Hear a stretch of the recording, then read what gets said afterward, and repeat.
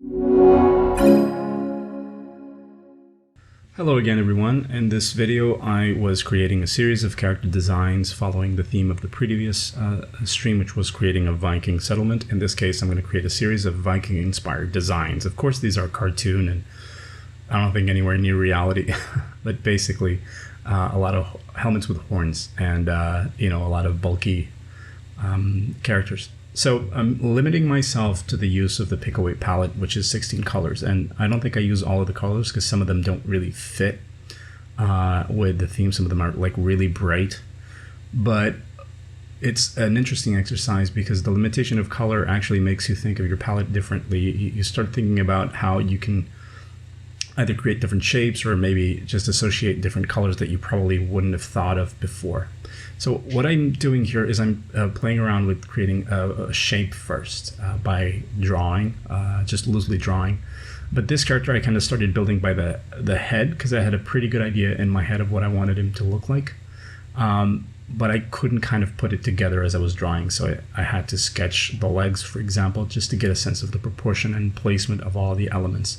This is one of, I think, 7 characters, I think it is, that I'm creating right now. So the whole idea is that they're all facing right and they're all at a 3/4 perspective, which means that I can separate the near limbs and the far limbs just by making them slightly darker, which is interesting on my side because it saves me from having to convey that using, for example, texture, which usually requires a lot of noise information, which you shouldn't afford in pixel art. So this second character is an archer, and he's a lot slimmer and smaller. And some of the comments were that it had sort of a goblin vibe to it, which is fine. It does have a big nose, and I kind of made it on purpose. But I wanted to have this helmet with really tiny horns, just because I kind of feel like horns would be a symbol of status. What was the animal that you killed, right? If you killed like a big buffalo, you were entitled to use huge horns on your helmet. But if all you killed was like a little boar, maybe you could just only use the tusks on your helmet. So here the character also looks smaller because I'm sort of hunching him down. I'm creating a bended pose or a bent pose, and it's funny how the idea of something a little sneakier becomes more interesting once you lower the head into the shoulders. So this is the third character, and you can see again I'm still like drawing big shapes, and this time I actually drew the big shapes way before I started adding. This one I had an idea of what I wanted. I had a sort of big lumbering guy with his sword in one hand, someone who absolutely does not know how to fight because they've been big and strong their whole life. So all they need to do is just tap someone and they will eventually fall. And this was kind of what this guy was. And I also wanted to give him way more hair than anyone else. So he has a really, really, really tiny helmet, because I don't see this as the type of guy who goes out hunting, but someone who prefers to sit down, be lazy, and then just deal with conflicts whenever they come to him instead of looking for conflict. So he never really killed anything big to put in his helmet. So here he is holding his sword. It's not a very big sword, but also made smaller by the size of the character itself. And you can see that I lit the hand a little bit to sort of bring the hand into the light. I also didn't like how the hand looked, and I decided that none of them yet had a shield, so I just added this shield. And I really just wanted to use the blue as well, which ended up not using that one because it's too bright. So another thing here is that I really like the gray that I used on the background, and it's a very good gray for using in a lot of stuff. The problem is once I use it on the characters, it blends with the background. So the way I solved this by adding this black outline around the characters, which is a very flat outline. I usually don't do this kind of outlines. I would rather just use different shades of the same color that is on the sprite, but in this case it was just easier for me to just do this.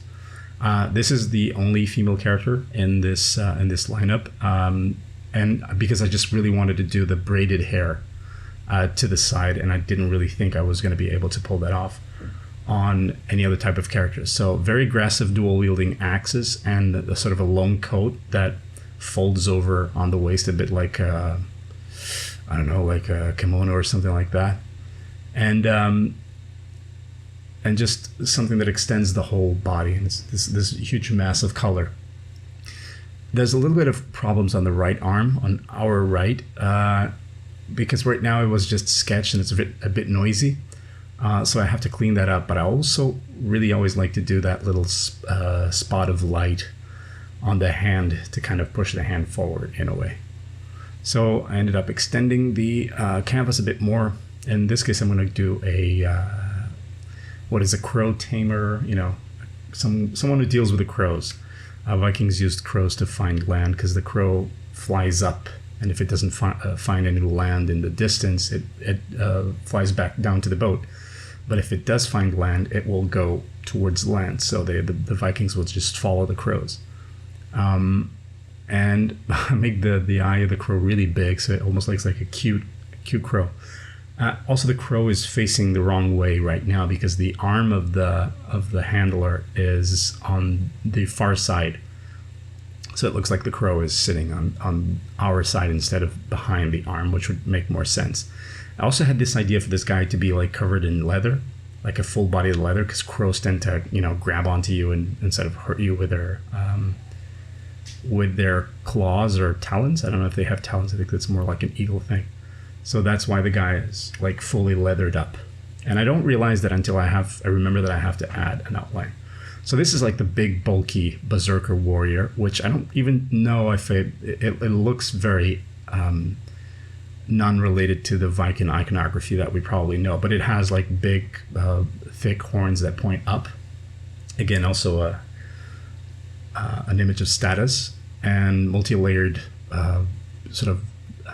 armor, which probably he stole from someone he killed. I mean, that was a pretty usual thing, I think, in medieval times.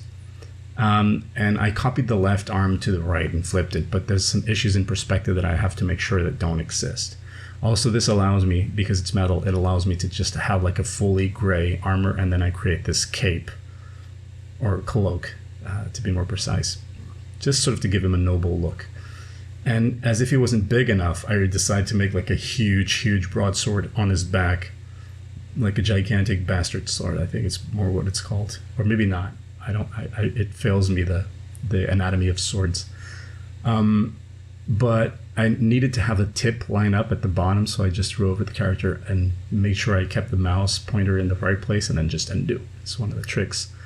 I remembered here that I also had to add the outline and make the crow go behind the handler. And then for the final one, I realized that I hadn't yet done a character with a beard, which is a huge flaw.